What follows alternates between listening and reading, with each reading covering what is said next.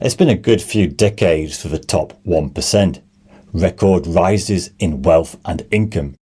But what does it actually take to be in the top 1% by income, wealth, land ownership and house values?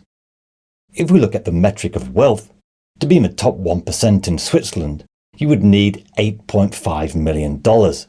An American would need $5.8 million and a British citizen just $3.1 million. From 1900 to 1980, the top 1% saw a relative decline in income share. It was actually an era of rising equality. But in the past 30 years, this has gone into reverse. A new gilded age for the rich, some say. But what kind of income would mean you were in the top 1% of earners in the UK? Using self-assessment income tax data from HM Revenue and Customs, we can see that the median pre-tax income in the UK is £30,200. This is the most typical salary in the UK. On this salary, tax would be around £5,300, leaving a typical worker a post-tax income of £25,000 a year or about £2,000 a month. To get into the top 1% of income earners, well, at the turn of the millennium, it would require a salary of just £96,000. This tax year 2024 to 25, the income necessary to make that top 1% would be £216,000 a year. Though it's worth emphasising that's the lower limit of a top 1%. If you look at the top 0.1% of income earners, this has an income of over £650,000. The distribution of income is a bit like a bell curve, with increasing inequality the more that you earn.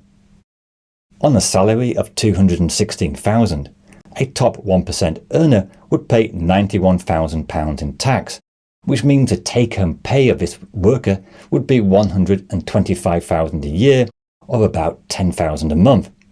If you were in the top 0.1%, you would pay nearly £295,000 in tax, an effective tax rate of around 45%, leaving you the post-tax income of £355,000. However, there is an important caveat.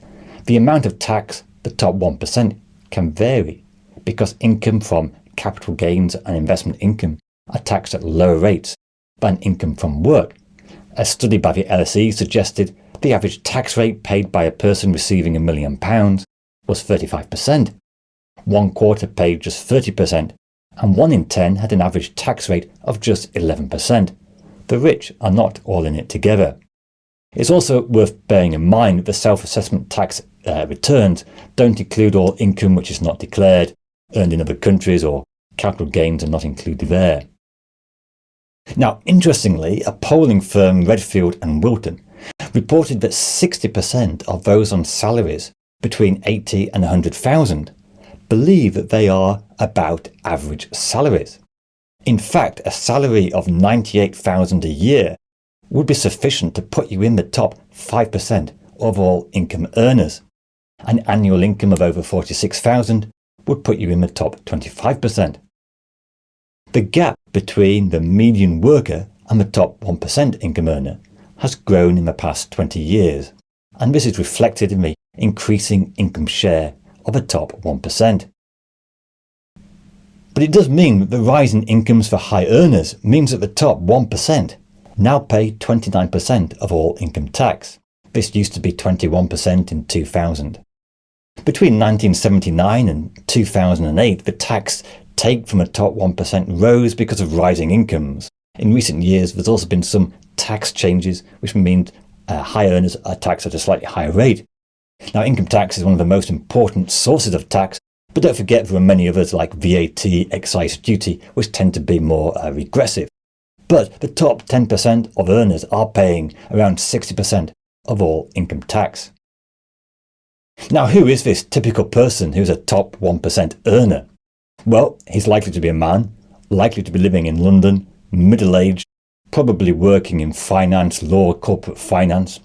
There must be a fair few professional footballers. Forget the Premier League. In the Championship, the average salary of £10,000 a week is around £520,000 a year, comfortably enough to be in the top 1%. There's also a large difference in what the top 1% is by region. For example, back in 2016, in Wales, an income of £100,000 a year would actually put you in the top 1%. But in London, it was 3 times higher, £300,000. There's also a significant gender gap, with men more likely to have those top 1% incomes. Also, another interesting point is that being in the top 1% by income is actually relatively unstable. On average, after 5 years, half of those in the top 1% are no longer there. We shall see how wealth is much more stable, but in terms of income, there's considerable uncertainty about how long you will stay in the top 1% or top 10%. Also, if we focus only on income, living standards can be quite different. I mean, if you're living in London, paying market rents, sending a kid to a private school, suddenly a post-tax salary of £125,000 can actually go quite quickly. This is why you get a few hard luck stories from even the top 1% of earners saying they can't afford to live their lifestyle in London. People do tend to underestimate how high their salary is compared to the national average. So I think that if you really want to understand the top 1%, we need to look beyond income to also wealth as well. Because if you have a property in London with no mortgage, you could be better off than someone with double your salary paying market rents. For real membership of a 1% club, we need to take wealth into account. And when it comes to wealth, the top 1% is even more unequal. They take a bigger share of the pie. Now, like income after the war, wealth inequality declined as big estates were sold off and home ownership increased. But in recent years, this trend has been reversed. Now, according to the ONS, median household wealth in Great Britain was £302,000. The wealth of the richest 1% of households was £3.6 million. Despite being the latest data, it actually refers to 2020, so it's slightly out of date, and it will have increased since then. Because in fact, one of the big stories of the past 14 years has been rising wealth inequality. Between 2010 and 2021, the richest 1% increased their wealth 31 times more than the bottom 99%. Of a $4 trillion increase in wealth in this period, nearly a quarter went to the top 1%. It was a period of rising asset prices, and as wealth increases, the rich can afford to use the dividends, rent and income from wealth to reinvest in more wealth. Those struggling to get by don't have the luxury of increasing wealth. Also, that era of ultra-low interest rates, quantitative easing, was more suited to growing wealth than income. In that period, the share of wealth to income grew in the UK, as it did other countries too. Now, one of the greatest areas of inequality is in land ownership. Now, it's actually quite difficult to find reliable statistics on this because a lot of it is hidden. Now, Guy Shrubsole, who wrote a book, Who Owns England, went to great lengths to try and work out who actually is owning the land. Even then, 17% of land remained unaccounted for. But the book does suggest that the top 1% of landowners own nearly half the land in England. The biggest group is the aristocracy and gentry, with 30% of land, followed by corporations at 18%. Now, whilst the income of the top 1% can vary from year to year, wealth and land is much more stable, with much of England remaining the same within families for years after year, if not even centuries.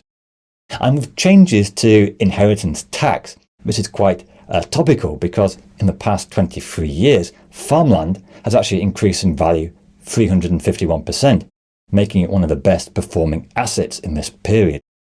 The reason is, of course, that farmland was exempt from inheritance tax. So a millionaire looking to avoid paying tax could buy farmland as a way to avoid tax. And this has kind of, in a way, exacerbated land inequality, and it can deter entrepreneurship because small farmers can't buy farms cheaply. Anyway, what about house prices? Well, in the UK, the latest land registered data suggests the average house price is $292,000. But what kind of house will put you in the top 1% of house values? In London, with average selling prices of $525,000, the top 1% of house values would be above 4.75 million. The average price of a property in the top 1% in the northeast would be just 533,000. Very different a market. In the southeast, the top 1% around 1.35 million. So in recent years, the top 1% have done better than the typical median worker. But does that mean that things were better in the past?